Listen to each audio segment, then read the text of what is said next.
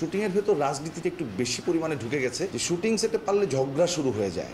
আপনি ওই দলের রাজনীতি করেন, আপনি ওই দলের করেন, কে কোন দলের রাজনীতির সাথে জড়িত, এই অমুক দল করে, তমুক দল করে। আমার কাছে মনে হচ্ছে যে গত এক বছরে নাটকের ইন্ডাস্ট্রিতে অতিরিক্ত রাজনীতিতে ঢুকে গেছে, যেটা আগে আমি দেখি নাই। আমি এই লাইনে 19 বছর ধরে কাজ করি, কখনো শুটিং সেটে আমরা এই চিন্তা করি নাই যে কে কোন দলের রাজনীতির সাথে জড়িত। এই চিন্তা আমরা কোনো দিন করি নাই, যে রাজনীতি করবে তার ব্যক্তিগত ব্যাপার।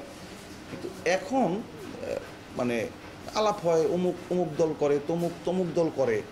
মানে শুটিংয়ের ভেতর রাজনীতিটা একটু বেশি পরিমাণে ঢুকে গেছে, এই জিনিসটা ভালো লাগছে না। তো আসলে অনেক আশা নিয়েই ছিলাম, হয়তো খুব ভালো কিছু হবে, বিশাল কিছু হবে, কিন্তু এখন পর্যন্ত সেরকম মানে কিছু পাই নাই। নাটকের কথা বলি যে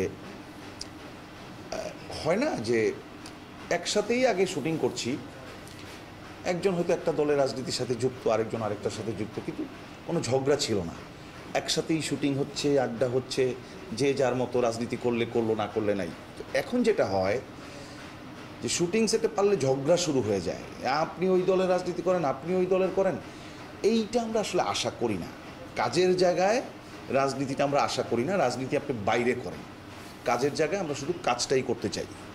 আমি আসলে শব্দটাকে সিন্ডিকেট বলবো না, শব্দটাকে আমি বলবো ভালো সম্পর্ক।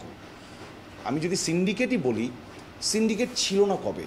যদি বিটিভির আমলে চলে যাই, তখনও সিন্ডিকেট ছিল। অমুক নায়কের সাথে অমুক নায়িকা, অমুকের কাজে অমুক নায়ক থাকবে, তার সাথে অমুক নায়িকাকে রাখতে হবে। এটা তো বিটিভির সময় সিন্ডিকেট ছিল, এখনও তাই।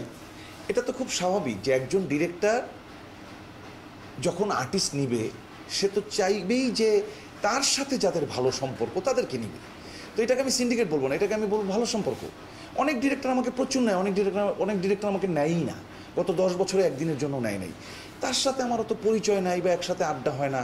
যার সাথে ভালো সম্পর্ক, ভালো পরিচয়, একসাথে আড্ডা হচ্ছে, সে আমাকে বেশি নেয়। এই কারণে আমাকে নিতে সে কমফোর্ট ফিল করে, কারণ সে জানে আমি কেমন।